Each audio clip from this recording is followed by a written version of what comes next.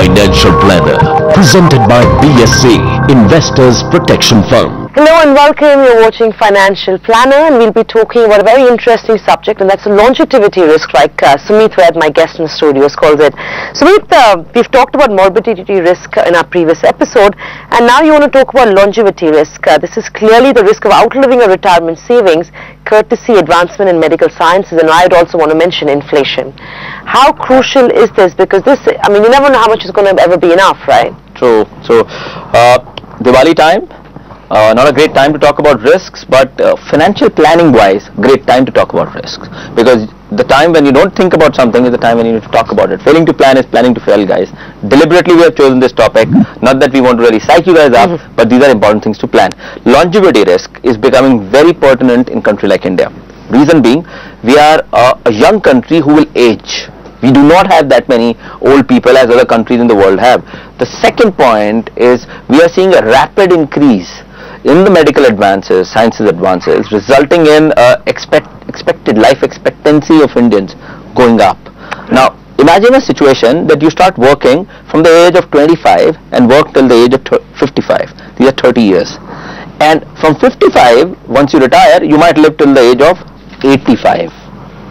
Now, that means 30 years of working, 30 years of where you will be retired live. No, your income is not there, your expenses are high, because when you retired, you were successful, and you need to really plan for it. Now, you plan for 30, thinking that, okay, by the time 80 happens, time to go. But it stretches to 90. Then what happens? Last 10 years, the most crucial part of your life. The chances are very high that you will not be very fit. And chances are very high that that's the time where you need the money the most. And chances are very high, if you're not planned, you will be really dependent on your dependents to take care of you. And trust me, it's not a good condition to be in. So how does one plan for this? I mean, how do you know how much is ever going to be enough? We can never call whether or not we'll be there to see tomorrow. And then, of course, planning for the next 40 years is always hard. Very important question. Let's take examples out of America and see the current crisis which has happened there. The biggest impact of the financial crisis on the retirees in US, because what that has done, suddenly the corpuses which people had planned for themselves on a certain rate of growth because of slowdown in economy is not growing at the same order.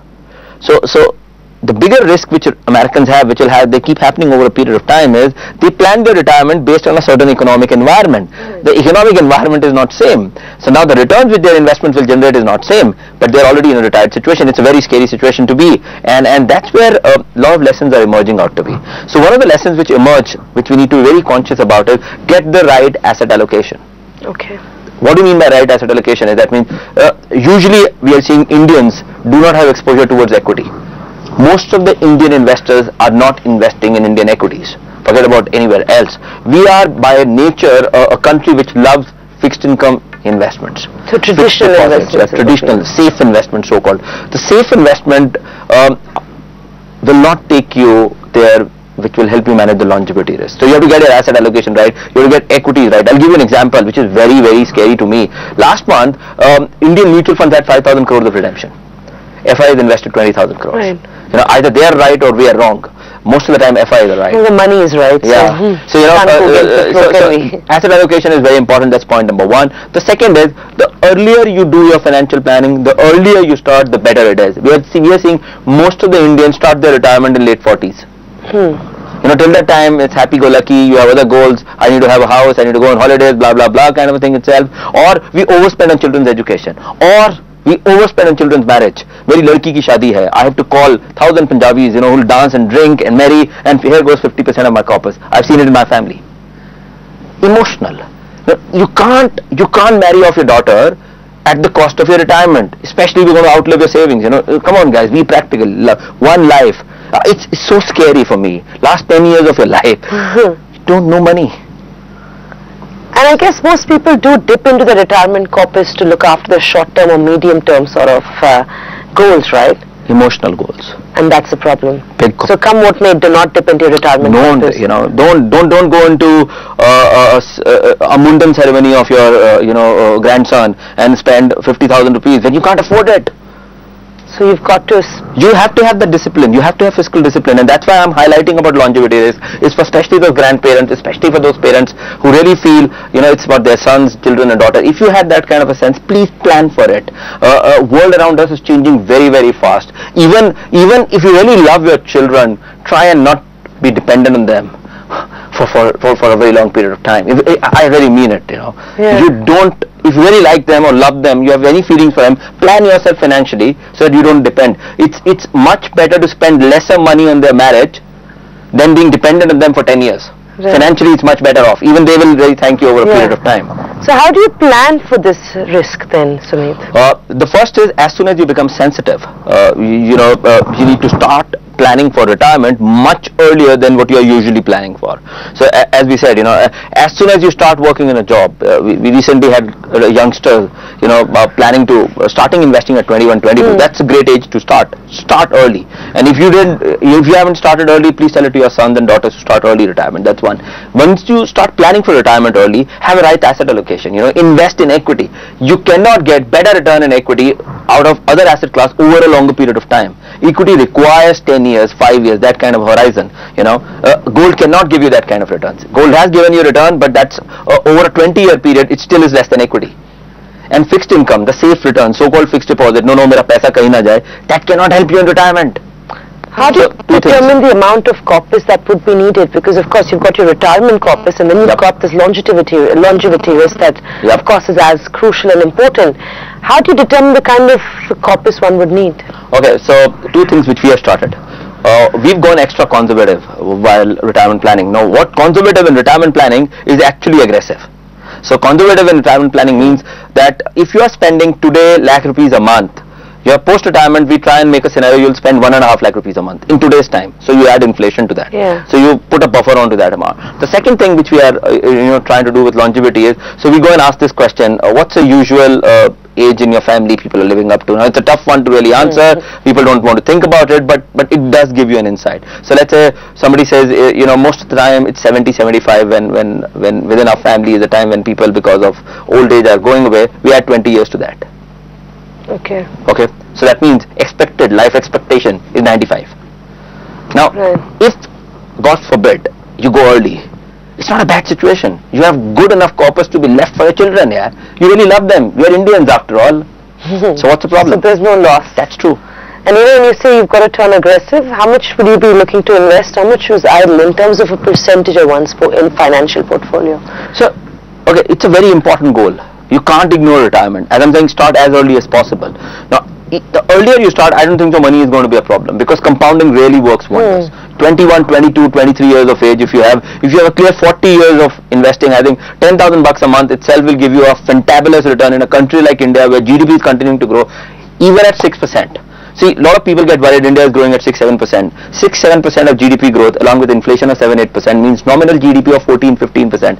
Over a long period of time, equity returns are equal to nominal GDP. That's thumb rule. Now, even if you get 14-15% return over a period of 10 years, that compounding means you have doubled your money twice over a 10-year period. Right. At 15%, every 5 years you double your money. So the point is, even you go aggressive, if you get asset allocation right and you start early, you'll reach the goal. Okay, Sumeet, it's ideal to start early and to start the minute you have your job and to plan for all these long-term goals of yours. But reality, as it stands, is different. People don't wake up to a retirement worry or a retirement goal, like you said, until they're 40, 45 possibly. What happens if our viewers are 45 years old now thinking about longevity risk and retirement, and amongst that they've got 1,000 other goals to look after? Sure, I think a valid point. One needs to be practical. We coined a term today, practical financial planning. So we have to talk about from a practical aspect. Indians love real estate. We love buying houses. Okay, there is a concept in housing market known as reverse mortgage. Okay, it's a beautiful idea to plan retirement. The biggest challenge in reverse mortgage not being successful in India. It's not successful. It's been there for 3-4 years. It's not been successful because we Indians are emotional. So what will I think about, or what will a so-called 50-year-old about to retire situation guys will think about? The house which I have built on will be passed on to my son, then his son, then his son. I will give it as a gift asset to my family. Wrong. Please use it for retirement. So reverse mortgage, easily explained, means that when you go and buy a house, you give EMIs to bank. In reverse mortgage, you have sold the house to bank, they give you EMIs as long as you live. Right. If you die early, whatever money is left, they'll give it to your heirs as per your will.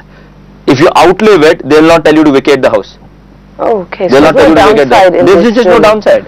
The only one emotional side. Your son will not get this house. It's okay. You can probably buy it back from the bank. I'm asking the new question, with the housing prices going on. I think the ownership structure in India needs to change. Stop buying houses, start leasing them. It's easier, much better. Go down the Germany way. I live in Parel, in Mumbai, if somebody is watching us. 1 lakh rupees the rent. That house cost me 10 crores. Obnoxious. I'll put it in bank 10 crores on 8% there. I'll make more money this way and play golf rest of my life. It doesn't make sense. I know real estate lobby is going to hate me, but the future of ownership in India, especially real estate, leasing. Anybody has a good idea? Please take it. Right. Sumeet, what about retired individuals trying to get a part-time job or a consulting job? Could that also be a solution to your problem? Okay. Financially, I don't agree with that idea. Because, part-time will give you something more of a pocket money. Psychologically, it's a great idea. But again, the bad part of doing a job post-retirement is longevity risk really kicks in. If you are really enjoying yourself, you die late. So there's a it's a good problem to have. You should have a part-time job, but trust me, if you're enjoying your job, don't rely on it. Yeah, financially you can't. You should not. So what about considering additional or just sort of some income post-retirement? Would you advise individuals to invest? You said equity is the best option. What about buying into real estate? I mean, if you're not 60, you're probably younger. Would that be, and so you get that rental income or leasing income? That's true. You need to create passive income. If you can create a corpus, if you have that money where you can create real estate property, then create rental income, I think then this program is not meant for you anyways. You don't need financial planning. Yeah. You have it.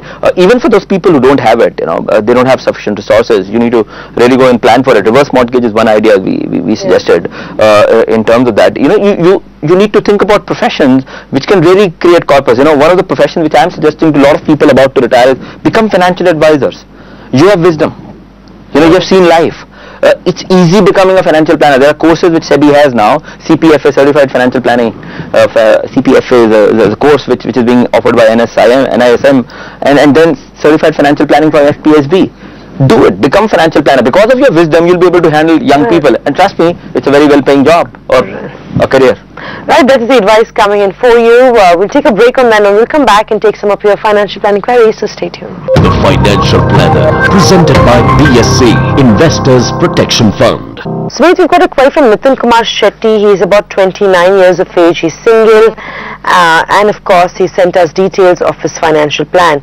Recently, he's acquired a 37 lakh cover of Aviva Life Shield Advantage policy for a period of 30 years with a premium of 12,587.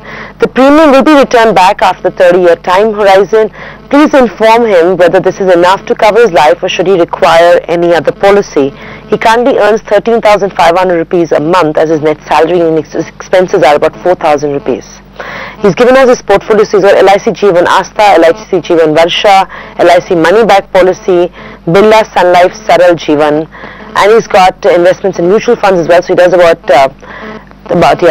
3,500, but yeah, so he's got 500 rupees per month in the SBI Magnum Growth Fund, 1,000 rupees in SBI Magnum Balance Fund, 1,000 rupees in Chimmur Jewelry Gold Scheme, and 15,000 rupees is kept in his savings account as an emergency fund.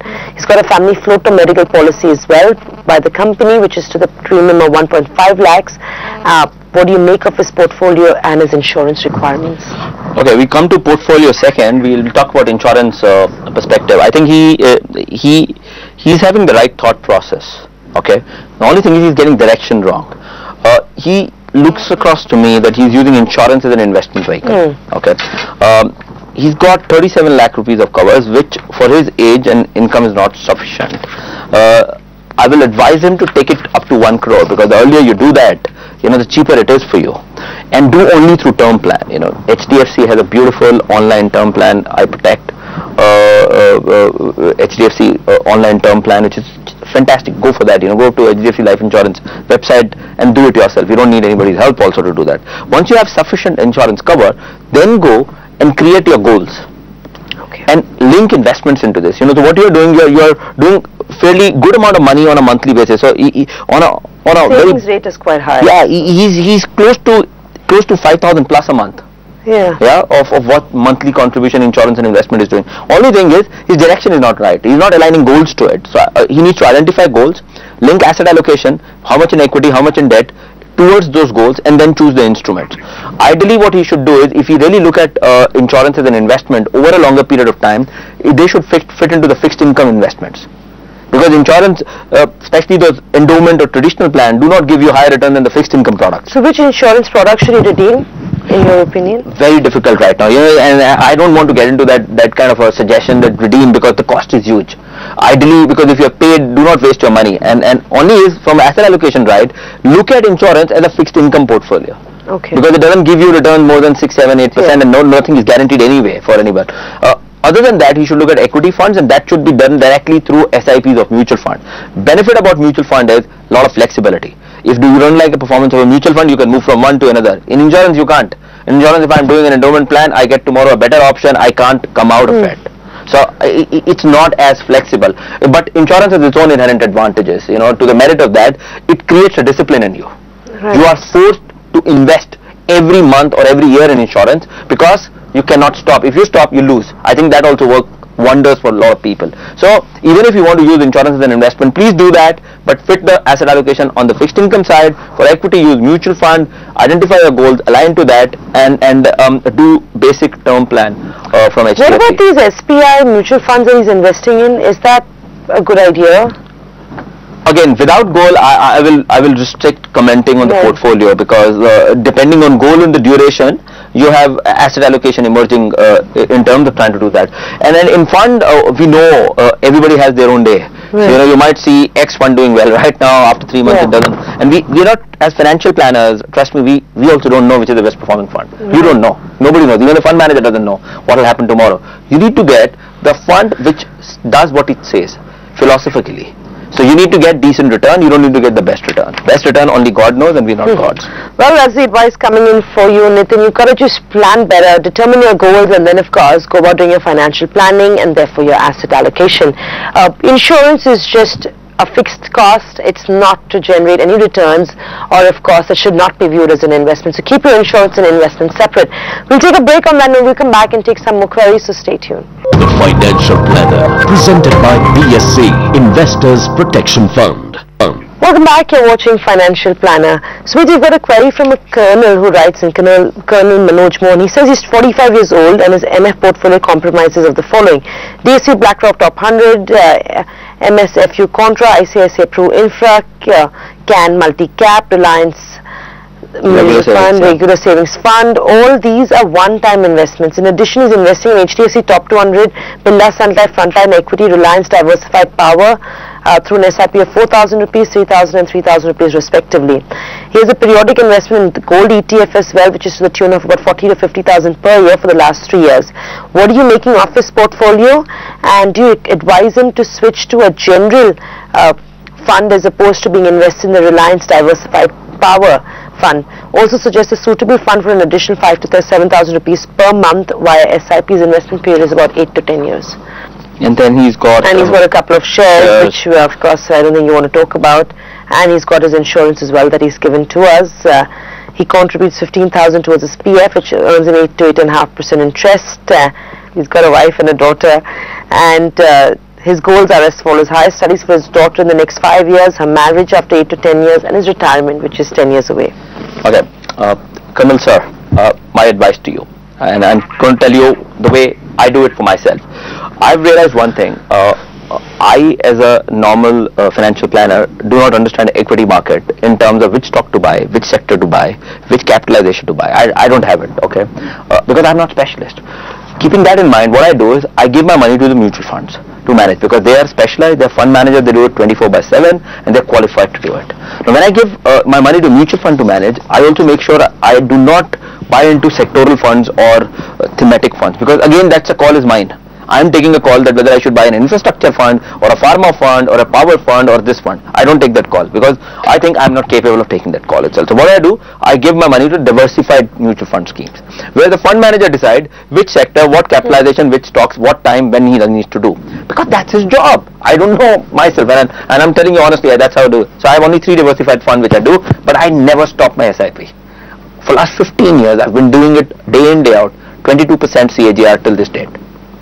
So you should just continue focusing on diversified funds and not sector-specific funds. Make it simple. How do you make it simple?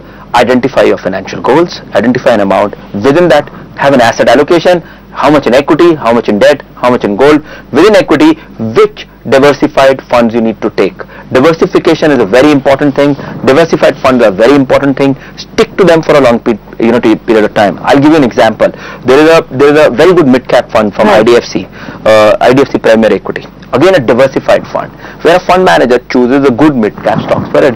So create a combination of large cap, mid-cap, and does regular SIP towards that. I don't have a single stock because I don't understand them.